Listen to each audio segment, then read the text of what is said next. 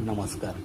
गेल्या वेळी आपण वाय पॉईंटपर्यंत तुम्हाला विद्यापीठाचा सर्व परिसर दाखवला होता.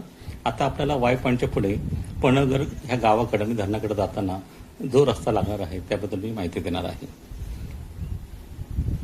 कोकण म्हटले की अनेकांच्या डोळ्यासमोर अथांग समुद्र आणि कोकणाची रम्यता उभी राहते. पण समुद्रापासून दूर डोंगराच्या कुशीत विसवलेले कोकण अधिकच मोहक आणि मनमोहक आहे. श्रावण माशी हर्ष मानसी हिरवळ दाटे चोहीकडे या काव्यपंक्तीप्रमाणे इथे पावसाळ्यात निसर्ग अक्षरशः बघून येतो. उंच उंच डोंगर रांगा, धुक्यात झाकलेले घाट, लाल मातीच्या वाटा आणि हिरव्यागार भातशेती मनाला वेगळी शांतता देतात. कोकणातील कौलारू घरे, कोकणातील तुळस, वाहणारे छोटे ओढे आणि पक्ष्यांचा मधुर किलबिलाट ह्या साऱ्या कोकणाचे खरे सुंदर दडलेले आहे. येथे निसर्ग आणि माणूस यांचे अतूट नाते दिसून येते. डोंगर दऱ्यात हरवलेले कोकण मनाला केवळ आनंदच नाही तर जगण्याची उमेदही देते. आता आपण एका चौकामध्ये आलो आहोत जिथे आपल्याला पणघरकडे जाणारा रस्ता आपल्याला समजेल की आपल्याला कसं जायचं पणघरच्या दिशेने. आणि पणघरच्या दिशेने जाताना आपल्याला रस्त्यामध्ये पन्हाळगड लागणार आहे. पन्हाळगड हा रायगडच्या संरक्षण व्यवस्थेमध्ये महत्त्वाची भूमिका बजावणारा दुर्गम किल्ला आहे आणि रणनीतिदृष्ट्या हा अत्यंत उपयुक्त गड मानला जातो. रायगडच्या परिसरातील डोंगरा रांगामध्ये वसलेला हा गड शत्रूंच्या हालचालीवर संरक्षित ठेवण्यासाठी घनदाट अरण्य, खोल दऱ्या आणि अवघड चढाई त्यामुळे पन्हाळगड नैसर्गिकरित्या सुरक्षित होतो. छत्रपती शिवाजी महाराजांनी रायगड राजधानी म्हणून विकसित करताना आजूबाजूच्या अशा दुर्गांचा उपयोग संरक्षक कवच म्हणून केला होता. पन्हाळगडावरून रायगड परिसरावर सहज लक्ष ठेवता येते. त्यामुळे ह्या गडावरील तटबंदी, पाण्याची टाकी आणि अवशेष आजही त्या काळातील दुर्गवैभवाची साक्ष देतात. रायगडाच्या सुरक्षेच्या दृष्टीकोनातून पन्हाळगड हा अत्यंत विश्वासू प्रहरी म्हणून इतिहासामध्ये ओळखला जातो.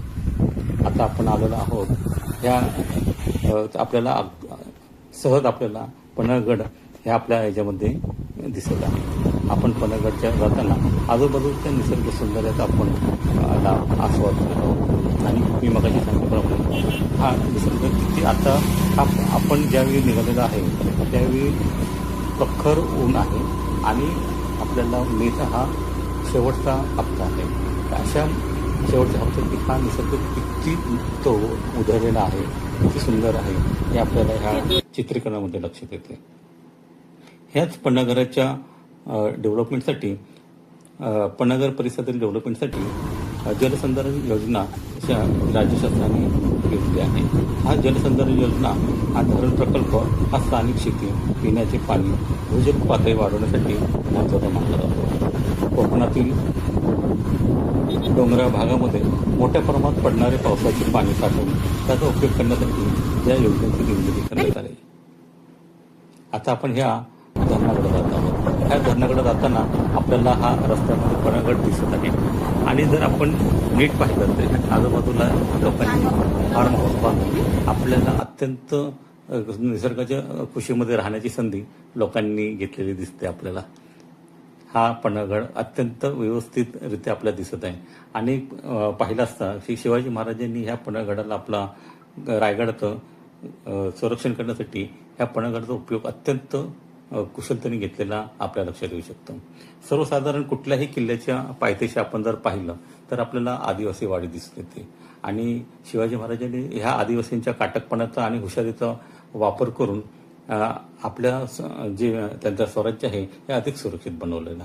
आता आपल्याला रस्त्यामध्ये आपल्याला आदिवासी वाडी पन्हाळगडची आपल्याला दिसणार आहे.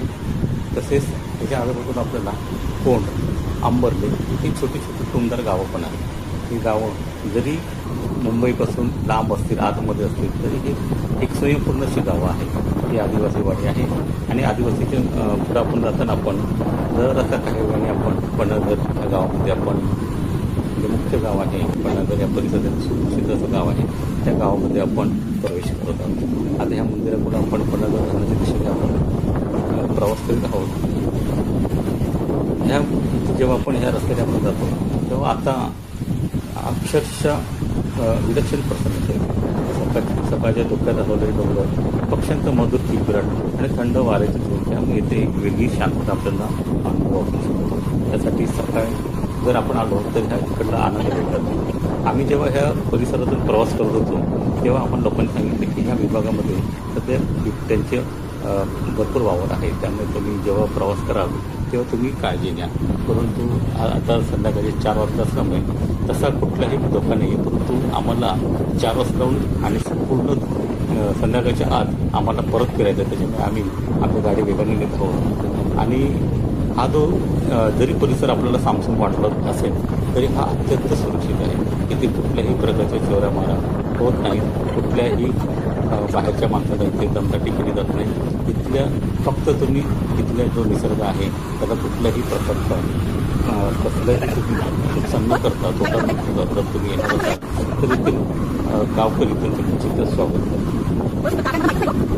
लाल मातीच्या वाटा, रानफुलांचा सुगंध आणि निसर्गाचे एकरूप झालेले गावकरी जीवन हे ह्या ठिकाणचे वैशिष्ट्य आहे.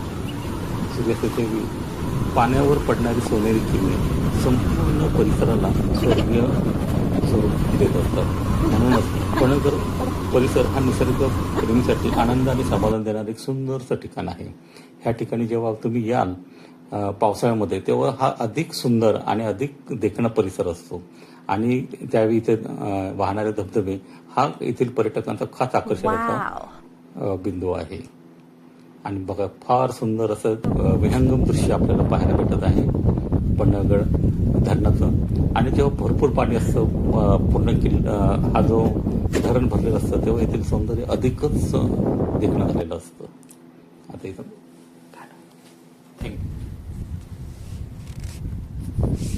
तर आजच्या व्हिडिओ पुरतं इतकं. भेटू नेक्स्ट व्हिडिओमध्ये. तर चला बाय.